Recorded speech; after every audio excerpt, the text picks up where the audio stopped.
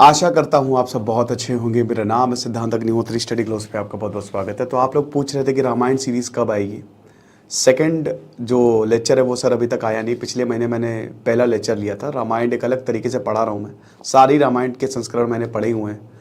अगर आपको पढ़नी है तो सी राजगोपालाचारी की रामायण बहुत बढ़िया है। उन्होंने तुलसीदास और वाल्मीकि रामायण को कंबाइन करके और कम्मन को भी बहुत बढ़िया तरीके से उन्होंने समझाया है। तो एक तो मेरी थोड़ी तबीयत सही नहीं है, कोशिश करूंगा कि अभी तो चलो एक महीना मैं थोड़ा व्यस्त था इसलिए नहीं ले पाया रामायण पे लेक्चर, लेकिन कोशिश करूंगा कि जो जब दशहरा, अभी दशहरा आने वाला है, तब तक 10 के 10 लेक्चर्स में कंप्लीट कर लूँ। ये दूसरा लेक्चर है।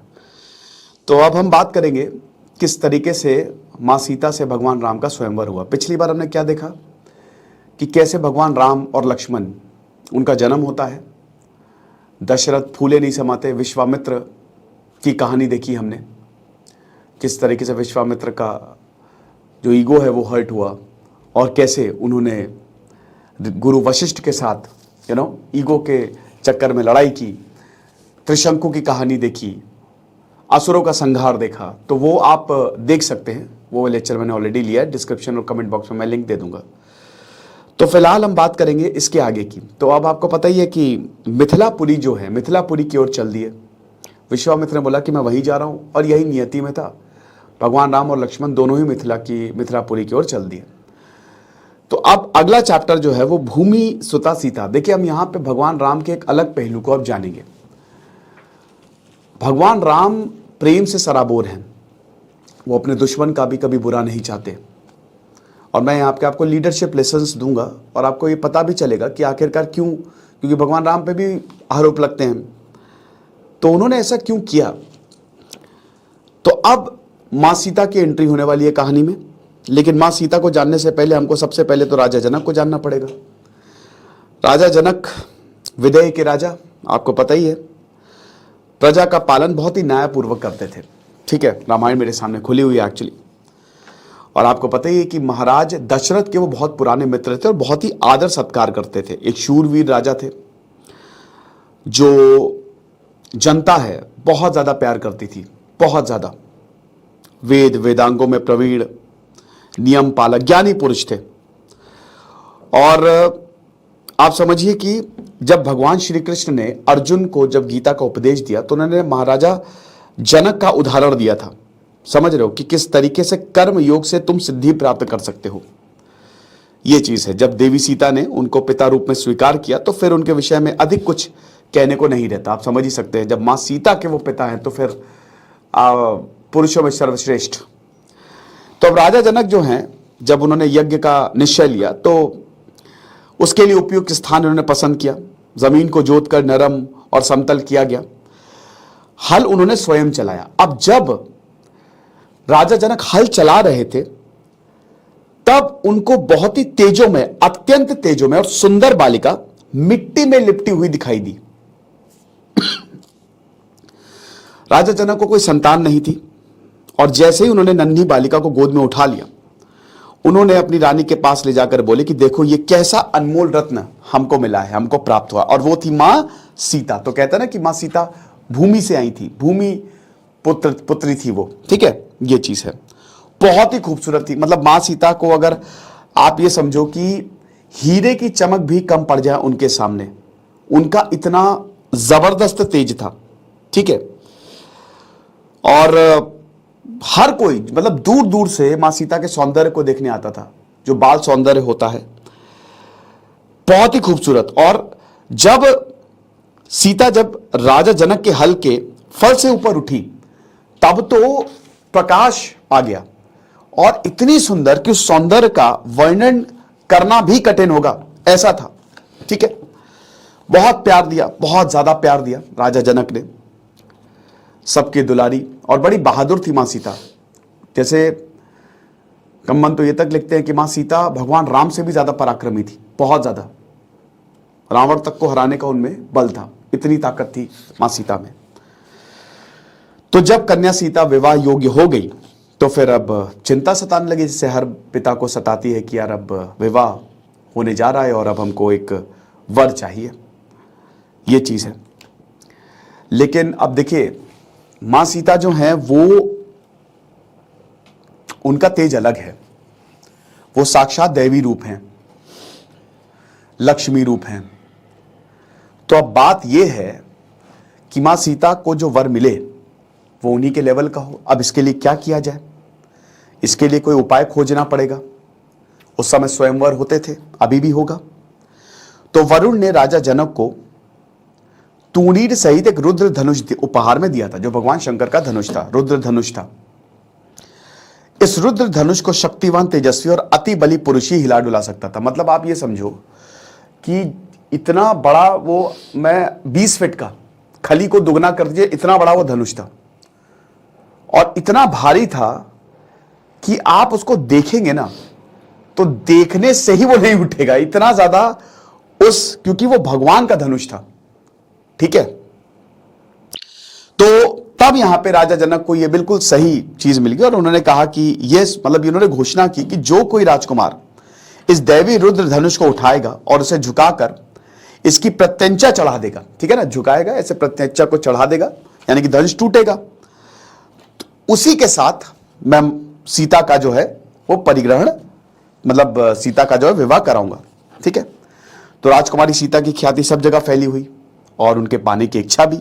हर राजा और राजकुमार जनक के दरबार में आए, किंतु जैसे ही कोई राजा आता, पूरी सभा लगाई गई, स्वयंवर हुआ। अब कोई भी राजकुमार आ रहा है, वो खाली धनुष को देखता और वो धनुष इतना भारी भरकम था कि बोल देता भैया हमसे ना हो पाएगा। वो धनुष को उठाने की कोशिश ही नहीं करते, क्योंकि बेइज्जती भी हो जाती ना बहुत ज्यादा। भाई बेटर है कि आप विड्रॉ कर जाओ, लेकिन अगर आपने उसको काम किया और नहीं हुआ तो पूरे सभा में आपकी बेइज्जती होगी, मजाक के पात्र बनेंगे कि भैया धनुष उठाने चले थे, इनसे हुआ नहीं। तो ये बड़ा, लेकिन अभी तो भगवान राम का जो आना है वो बाकी है। अहिल्या का उद्धार। अब भगवान राम मिथिला की तरफ तो चले गए, लेकिन उससे पहले अहिल्या का उद्धार। अब अहिल्या की कहानी हम समझेंगे। देखिए, विश्वामित्र के सब सहयात्री विशाला नगरी में ठहरे थे। दूसरा दिन सुबह हुई और सुबह होते ही वो मिथिला की ओर चल पड़े। विश्वामित्र, उनके साथ जितने भी साथी थे, और भगवान राम और लक्ष्मण। तो जब जनक की राजधानी थोड़ी ही दूर रह गई, तब एक रमणीय आश्रम देखा उन्होंने, और आश्रम बहुत ही खूबसूरत था, बहुत ही खूबसूरत। अब श्री राम ने विश्वामित्र से पूछा कि कोई तपस्वी यहां पे क्यों दिखाई नहीं दे रहा है? मुनि कहने लगे, तुमने ठीक प्रश्न किया। यहां का वृतांत तुमको अवश्य जानना चाहिए। यह आश्रम ऋषि गौतम का है और यह आश्रम श्रापित है। तो भगवान राम ने पूछा, अरे ऐसा क्यों? तो फिर ब्रह्म ऋषि विश्वामित्र बताते हैं कि देखो, बहुत दिन पहले यहां पे ऋषि गौतम और उनकी पत्नी अहिल्या आनंद पूर्वक रहते थे, और ऋषि गौतम का भी तेज बहुत ज्यादा था। तप, यज्ञ, कोई रुकावट ना आए, लगातार इसमें लीन रहते थे वो। लेकिन एक दिन उनके घर में एक दुर्घटना हो गई। अब वो दुर्घटना क्या थी? अहिल्या का रूप जो है वो तीनों लोकों में प्रसिद्ध था। ठीक है, अब भैया जब इन तीनों लोकों में प्रसिद्ध था, तो भगवान इंद्र जो है उनकी थोड़ा सा जो है वो डगमगा गया, उनका जो चरित्र है। तो एक दिन जब ऋषि कुटी से बाहर थे, तो इंद्र जो है वो ऋषि गौतम का रूप धर के आश्रम में आ गए। अब उसके बाद अहिल्या से उन्होंने अपनी कानिच्छा प्रकट की। आप समझ रहे हो ना कि पति बाहर गया है और देवता पति का रूप धर के आ गए हैं, तो पत्नी तो सोचेगी, समझेगी कि ये मेरे पति हैं। लेकिन अहिल्या को पता चल गया कि ये मेरे पति नहीं है, क्योंकि वो भी बहुत ज्ञानी थी, ये देवेंद्र हैं, ये मुनि नहीं है। और अपने सौंदर्य पर घमंड हो आए और वो बुद्धि खो बैठी। लेकिन पता होने के बावजूद अहिल्या ने अपनी बुद्धि खो दी और उनका चरित्र जो है वो भ्रष्ट हो गया। और जब उनको होश आया, तब उन्होंने इंद्र को चेताया कि तुम अब यहां से शीघ्र निकल जाओ, ऋषि के लौटने का समय हो गया है। इंद्र जो है अब डर गए, क्योंकि भाई ऋषि से तो बड़े बड़े देवी देवता डरते थे, उनका श्राप इतना खतरनाक होता था। तो इंद्र धन्यवाद देकर चलने ही लगे, तभी गौतम मुनि जो है वो आ गए। अब जैसे ही गौतम मुनि का तपोबल, मतलब इतना ज्यादा प्रखर था उनका तपोबल कि देख के इंद्र की बैंड बज गई कि अरे यार अब तो गया मैं। तो स्नान करके जैसे ही वो गीले कपड़ों में लपेटे तेजोमय मुखमंडल के साथ हाथ में होम के लिए दर्भ और समुदाय लिए वो घर आ रहे थे। द्वार पर आते उन्होंने इंद्र को अपने वेश में देखा तो गौतम मुनि सब समझ गए। इंद्र एकदम सक्के बक्के कि अरे बाप रे, डर के मारे कांपने लगे। तब मुनि ने इंद्र से बोला कि देखो तुम बहुत बड़े पापी हो और तुमने बहुत बड़ा अनिष्ट कार्य जो है वो कर डाला है। तुम मेरे ही आश्रम में आए हो और मेरे ही रूप धारण करके मेरी पत्नी के साथ जो तुमने किया है वो बर्दाश्त के काबिल नहीं है और तुम आज से नपुंसक बन जाओगे। तो क्रोध में मणि के शाप से इंद्र बहुत पछताया। देवगण बड़े दुखी हुए कि अरे यार, इंद्र को ऐसा श्राप मिल गया, अब वो तो स्वर्ग के राजा हैं, अब क्या करें। मुनि ने अपनी पत्नी को प्रायश्चित करने का आदेश दिया। तुम केवल हवा के आधार पर बिना कुछ खाए पिए अदृश्य बनी रहो। यानी कि देखिए, कुछ रामायण कुछ संस्करणों में है कि वो उन्होंने, अहिल्या ने पत्थर का रूप लिया था, ठीक है, यानी कि उन्होंने अपना जो स्वरूप है वो खो दिया था। और यहां पे बोला कि तुम कई वर्ष तक इसी अवस्था में पड़ी रहोगी। एक दिन रामचंद्र यहां पर आएंगे और जैसे ही वो तुमको टच करेंगे, पदार्पण होगा, वैसे ही तुम्हारा पाप जो है वो छूटेगा और तुम उनका खूब आदर सत्कार करना। ओके, तो विश्वामित्र कहने लगे कि इस प्रकार से गौतम मुनि ने अपनी पथ भ्रष्ट पत्नी को त्याग दिया और हिमाचल की ओर तप करने चले गए। तो हम आश्रम में प्रवेश करते हैं और अहिल्या को उनके दुखों से मुक्ति देते हैं। ठीक है, तो जैसे ही रामचंद्र ने आश्रम में पदार्पण किया, दूसरे लोग भी उनके साथ हो लिए और जैसे ही राम के पैरों ने स्पर्श किया अहिल्या को, अहिल्या तुरंत शाप से मुक्त हो गए। बहुत ही खुशी हो गई। ठीक है, यह चीज है।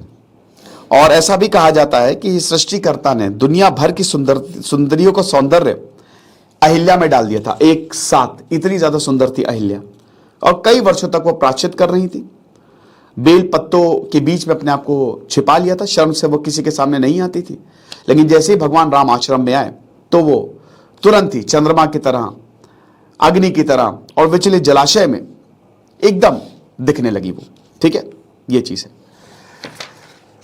अब अहिल्या के उद्धार के बाद भगवान राम जो हैं वो मां सीता से मिलने चल दिए, मिथिला की ओर चल दिए। तो यज्ञ की बड़ी धूमधाम हुआ जो राजा जनक ने किया था। ब्राह्मण ऋषि हर कोई यहां पे एकत्र हुआ।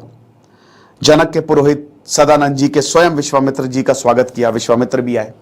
और जैसा कि हमने बताया कि जैसे ही ये कार्यक्रम शुरू होता है वैसे ही तरह तरह के राजकुमार आए, लेकिन पहले से उन्होंने हथियार डाल दिए कि भैया हम नहीं उठा पाएंगे। तो अब चिंता तो होने लगी जनक को कि राजा जनक को कि यार कैसे होगा ये, मतलब कोई राजकुमार आ ही नहीं रहा है। तभी जब उन्होंने विश्वामित्र को देखा तो बड़े खुश हुए वो, और जनक ने विश्वामित्र जी से कहा कि यहां पे आपका जो आगमन है उससे मैं बहुत ही अहोभाग्य मानता हूं, मेरा भाग्य है कि आप यहां पे पधारे हैं। और ये दोनों कुमार कौन है जो सूर्य की तरह जगमगा रहे हैं, जिनका तेज सूर्य से भी ज्यादा है, देवलोक वासियों जैसे तेज वाले यह राजकुमार कौन है? वो भाग्यशाली पुरुष कौन है जो इनका पिता है?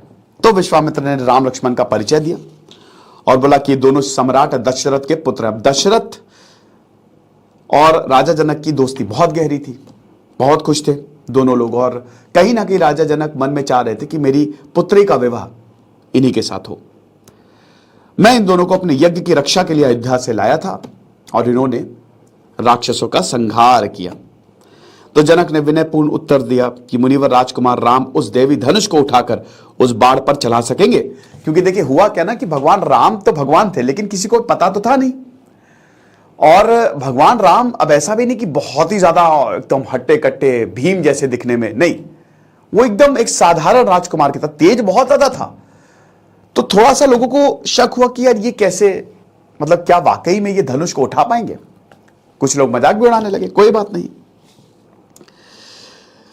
तो अब भगवान राम की बारी आई और राजा जनक ने बोला कि अभी तक कई राजा और राजकुमार निराश होकर लौट गए हैं। राम अवश्य धनुष को देखें और मैं अभी रुद्र धनुष को मंडप में मंगाता हूं।